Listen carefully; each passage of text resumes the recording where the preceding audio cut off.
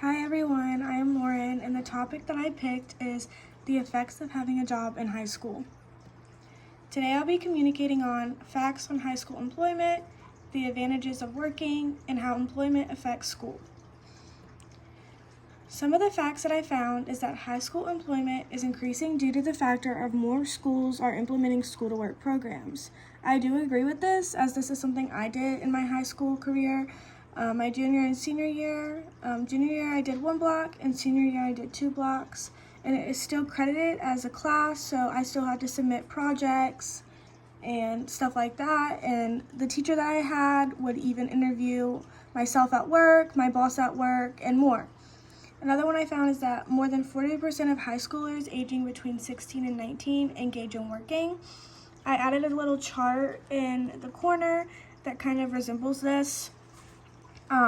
The chart is from more recently, where the article that I found was not. And then I also said good for learning skills for a future job. And then many individuals that are involved in employment in high school are more likely to drop out or not attend higher education. But some jobs are willing to pay for education, so some will.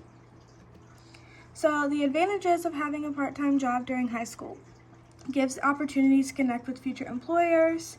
Some jobs can help determine career paths. If wanting to pursue the job as a career, like I mentioned, some will pay for your higher education. And then the individuals participating in employment are able to contribute to college funds, move out on their own, do more of adult life stuff. The one that I liked the most is that it gives opportunities to connect with future employers. This coming from my own experience. I was a tutor last year in high school, and I do want to be a teacher, so I was able to connect with people that I would possibly be working with. I had to go through the whole process of being hired, which, gave me more sense of who I would be working with in the future. And even my coworkers, the school that I was at, I went to eventually work there, so I was able to kind of meet the people that I would be around more. So some of the skills that can be addressed with having a job is vocational education, basically meaning communicating, financial thinking, how am I going to spend this and where am I going to spend it, problem solving, if this happens, what am I going to do, teamwork, learning how to work with many different people, and time management. I need to be at work at this time, I need to do this at this time. And then studies showed that high schoolers themselves talk about without having a job, they would have not learned these skills. And I also agree with that. These skills definitely grew more when I started working, which I started working at 14, which is young to be working. So I managed these skills very fast, especially with having a job, with having to talk to parents, having to talk to kids, having to talk to higher up.